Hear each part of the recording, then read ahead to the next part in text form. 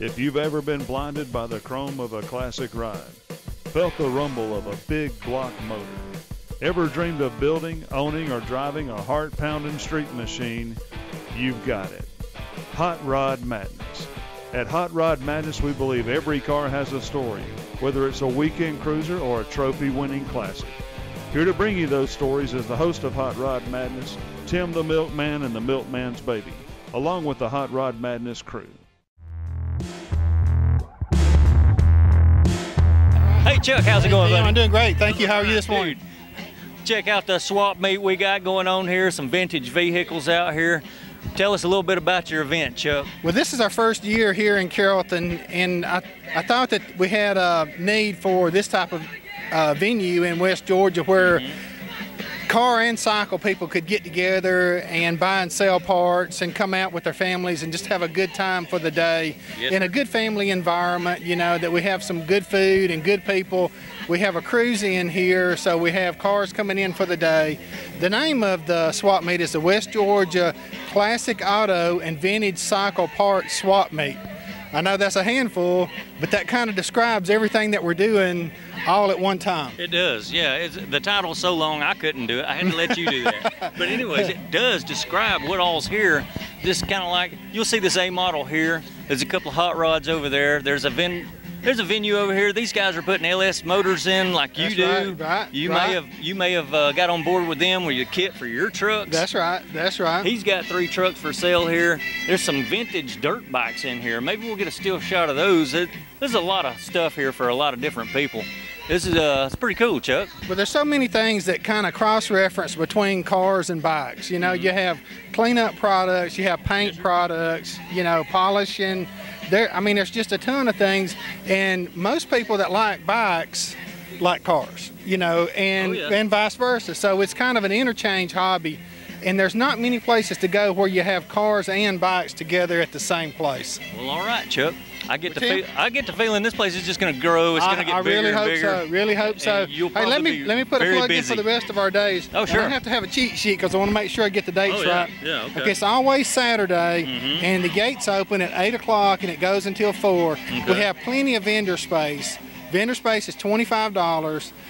Just to come through the gate and buy is $5. Our next meet is July the 25th, then August the 22nd, September the 26th, and October the 24th. All the way till October. All the way to October, right? So okay. You come out and buy your sweetheart a present. Yeah, buddy. Be sure to get her something that you like, just in case she don't. Yeah, if she digs hot rods and bikes in there. That's right. All right, we'll get her around to some of the swap meet venues on the other side of this building, man. There's some pretty rare stuff out there. Thank y'all for coming out. All right, Look forward to seeing everybody at the swap meet. Thanks for having us, Chuck. All right.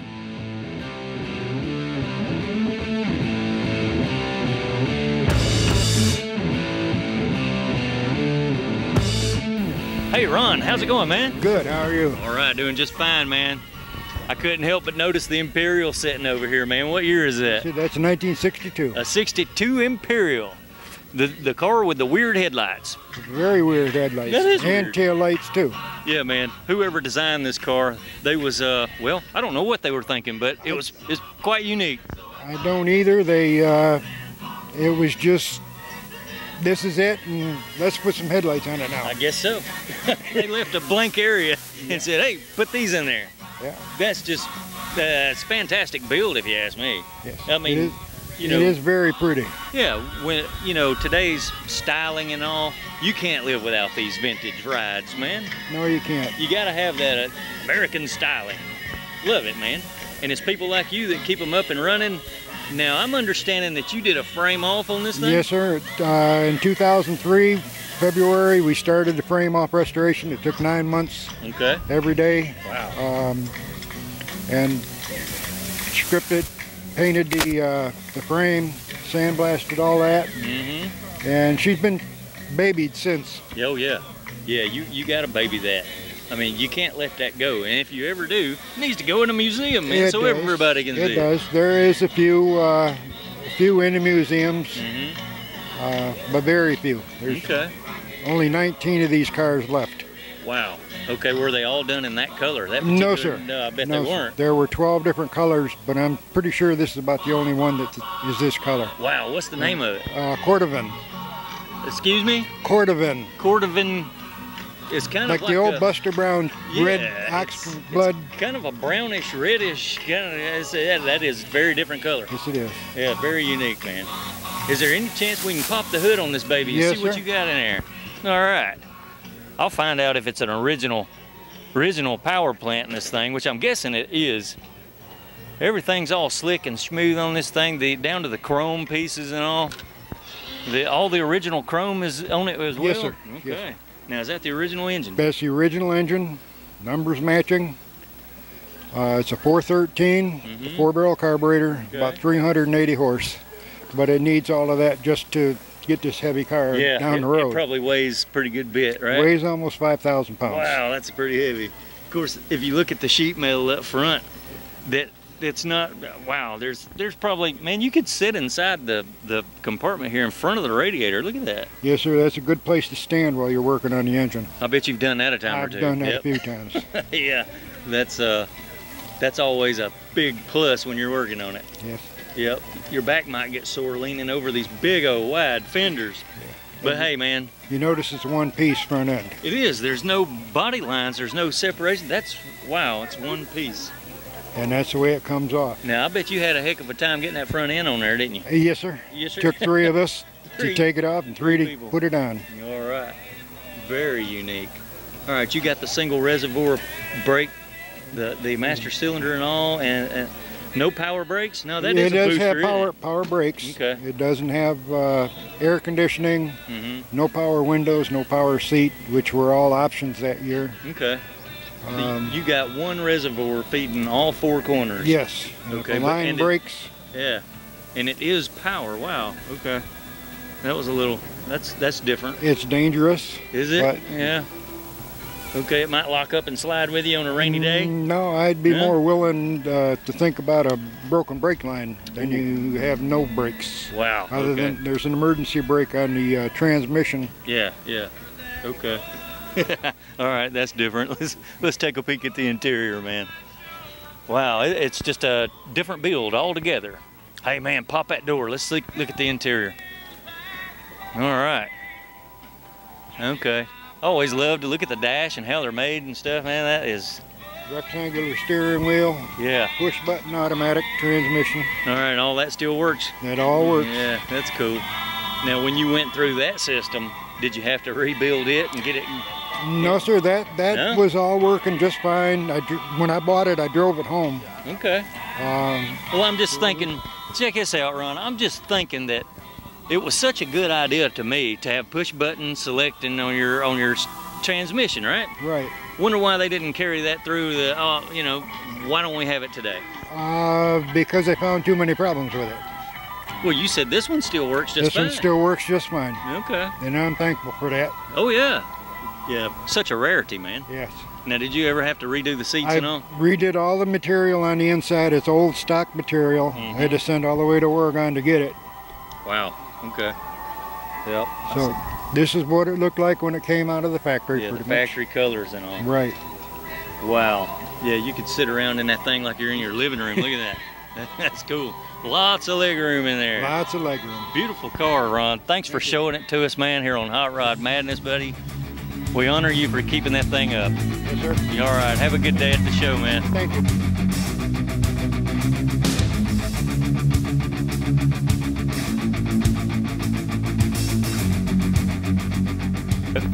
How's it going, man? I'm doing good. All right, sir. Welcome to the swap meet. Dude, glad to be here. You're the LSX guy here. We are. All right, dude. Exactly what do you guys do here? If you want to swap your LS into any vehicle, we got a kit for it. All right. What's your name, sir? I'm Mitch. Mitch, glad to know you, sir. I'm Tim the Milkman. Thanks for coming out, man. And LSXeverything.com.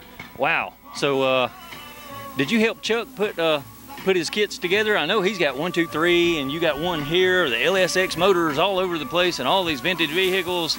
Dude, yeah, Chuck uses a lot of our products, yeah. All right, man. So, I guess you could do that for the Milkman as well, right? We could do it for your 53. Man, that sounds great, huh?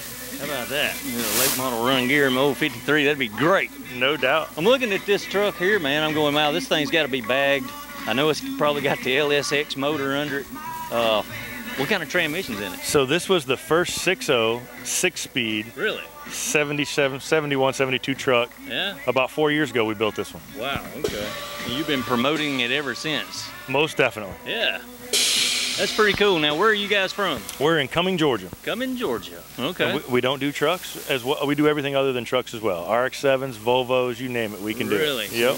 Wow, you put all that stuff in the later model vehicles. It just don't matter. You want to drift? We'll build you a drift car. Okay. So you got a really good welder, I guess, on board with you there. Most definitely. If you look at some of our kits, we'll have them get some pictures of them. Okay. The welds are great. Okay. All custom fab. Wow. All the angles are right. Just bolt it in. Yes, I'd imagine somebody has to do some extensive research, say motor mounts for a Volvo, to swap that over to a LS motor. I mean, wow. Let's just say it's come out of the motor in and out, or motor in and out of the vehicle right. a lot of times. Test fit it multi times to get that right. That's amazing. You guys, looks like y'all guys do a great job. Now can we pop the hood on this truck and check out the LSX motor? I want to see this, man. Let's see how you stuffed it in there. Man, that thing's sitting on the ground. Got the Boss wheels, looks like 20s.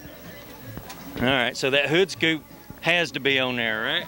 No, it doesn't. You can actually tuck the motor in without a hood scoop. I have a 67 that's like this without the hood scoop. All right. As you can see, we use the factory harness. We modify that harness so it mates up into the 71, 67 truck. Okay. And so everything functions just like you would in a new vehicle. Yep, there's the complete fuse box, the panel and all is there. We sell it as a plug and play, so you don't even have to know wiring harnesses. Basically, it has the GM plugs on it. Yeah. Plugs right into the motor. We delete the second set of oxygen sensors that you don't need. Yeah. Those kind of things. Nice, man. Make it simple for us guys that don't know. It's a daily driver, man. It's a 67 truck that's a daily driver that you can get in and drive to California if you want to. Wow. I want one. Oh, yeah. Vortex. The Vortex 6000. Really cool. Now, what do? You go to the salvage yard and pluck these out of totaled vehicles? So we source them from several places like that. We've got a guy in Florida that does salvage vehicles, and he'll bring us a trailer load of motors when we order them. Yeah. We also have the ability to get them local as well from salvage yards. Okay. We get them anywhere from 80,000 miles to 200,000 miles, and the price changes depending on the mileages and what they are. Okay, I was going to ask, do they come labeled with the mileage written on them? Yeah, well, they come with the ECU, and we know the mileage out of the vehicle. That's good. Those kind of things. Cool. Yeah, you can't beat them newer, later model running gears, man. They're just so much more efficient, man. Yeah, 22 miles a gallon out of this truck, you know. So you're not getting that out of a truck these days. That is cool, man. And when you get in it and turn the key, it starts. Starts right up. You don't have to worry about flooding it. You don't have to worry about it warming up. You just get in it and go to the store. That's cool. Well, all right, man. I appreciate you showing us, bud. Appreciate it. That is awesome. Have a good day at the swap meet. Hey, get a look at the back shirt here. It's got the hashtags on it. Yep. Website, QR code if you want to scan it, and you can go to your QR code. So very nice. There you go. All right.